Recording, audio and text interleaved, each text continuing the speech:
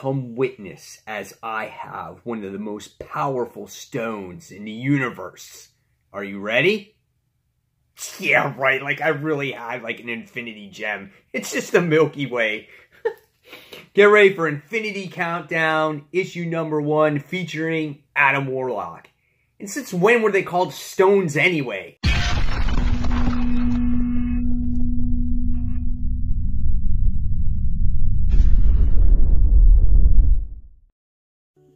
Hey comic book fans, welcome back to Comic Book Corner 2.0. And fans, you're back with me, Mike Spider Slayer, getting ready to do that all-important comic book review so you, the fans, can make a decision on what comic books to buy. And today, guys, we're talking about Infinity Countdown number 1 featuring Adam Warlock. That's right. This really focuses on Adam Warlock's return, as you got to see kind of like his rebirth in Guardians of the Galaxy issue number 50. And plus this whole event, and you may not want to call it an event, but it's really to get you pumped up for that Avengers movie that's coming out in the summertime.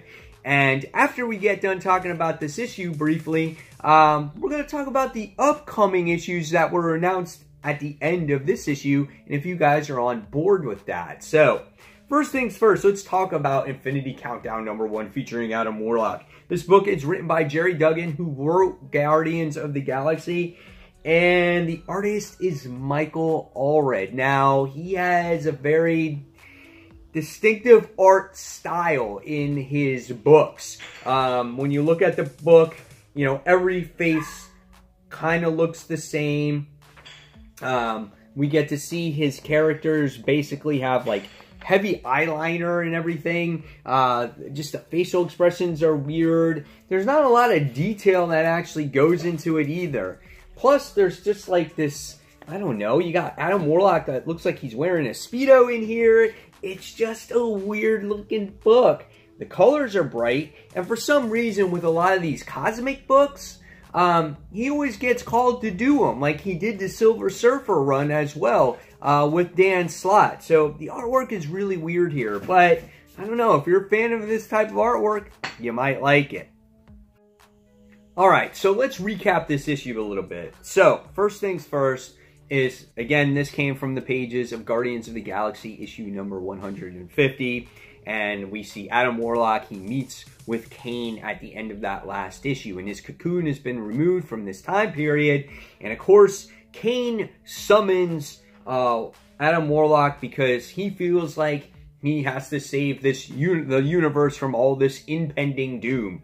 So in between really that basic plot there, we get to see the history a little bit of Adam Warlock. Kind of like where he came from, who he fought, just things like that. Just really the history, so as a reader, you get an idea of who Adam Warlock actually is.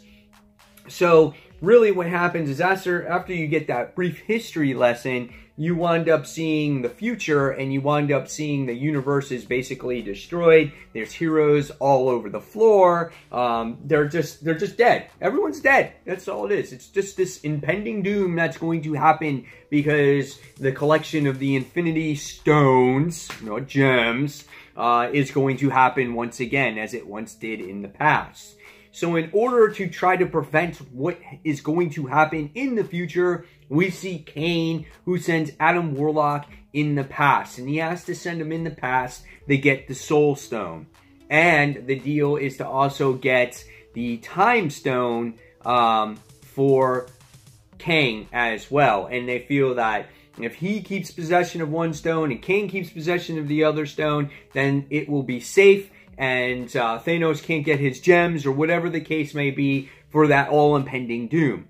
So, once we get that mission, Kane sends him off. He goes back to, like, the Egyptian times or whatever. He runs into his past self, and we wind up finding out that in order to get this soul gem, he basically has to kill Adam Warlock and go into a slow regeneration process and send him into the future to get this soul gem, and possibly the time gem as well. And basically after you see that, that's kind of how the issue really ends. So what did I think about this issue?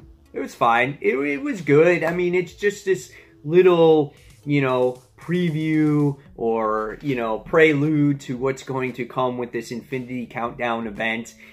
It was kind of cool. I mean, of course, it's nothing that we haven't seen before. The universe is going to die. We have to send someone back in the past to save it. But not only did we send them into the past, we had to send them into the future as well. And so it's just all kinds of stuff that is going on. And, but you know what? I am excited for, this event and looking forward to it. Now, at the end of this issue, you find out that there's a lot more to Infinity Countdown than originally thought, okay? Marvel said, yeah, this is not an event. Guys, this is an event. This takes place through multiple books. It takes place through multiple months.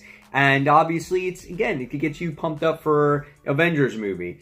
So, here's what's going on. Here's your checklist. So, for February, you wound up getting the Infinity Countdown, Adam Warlock, one shot, right?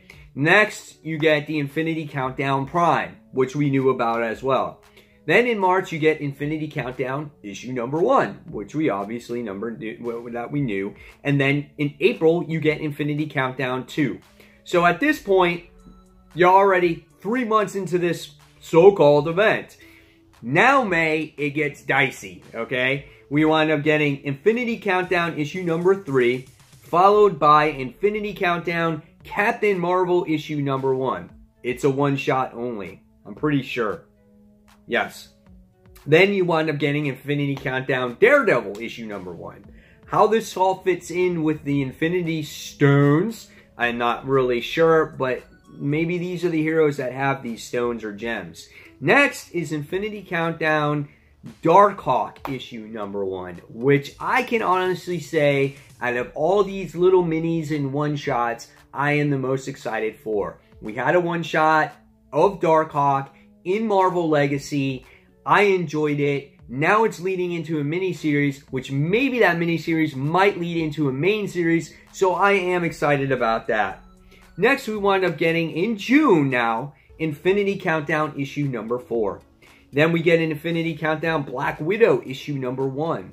Champions issue number 1 from Infinity Countdown. Then we get the second issue of Darkhawk. And then we get the third issue of Darkhawk. But wait, guys, it's like an infomercial. There's more! Infinity Countdown issue number 5 in July. Infinity Countdown Champions number 2. Followed by Infinity Countdown Darkhawk issue number 4. Beginning of the year to almost through the entire year. This is an event. No ifs, ands, or buts about it, guys. I don't know how Marvel said, yeah, we're not going to have any more events after blah, blah, blah, 18 months. Bullshit. This is an event. However, am I going to read it? Yes. Am I a sucker for Marvel events? Yes, I am. And I will cover it here on this channel. But what I want to know from you guys, I want to see, if you're on board with these books. Or is this just bullshit on Marvel's part, obviously, to make more money? And, what do you think about this? Are you excited about this event? Do you dislike the event? Again, guys, tell me all those thoughts about this whole Infinity Countdown thing. And as a recommendation for Infinity Countdown Adam Warlock, 3.5 out of 5 stars for me. I can't give it any more than that. The artwork is just rough, guys. And the story is almost cliche. We've seen it before. So, again, guys, leave me those comments below what you thought of this whole Infinity Countdown thing. And until this next comic book review, this is Mike Spider saying, subscribe to the channel, give it a thumbs up, and I'll see you in that next comic book review. Take care, guys. Bye.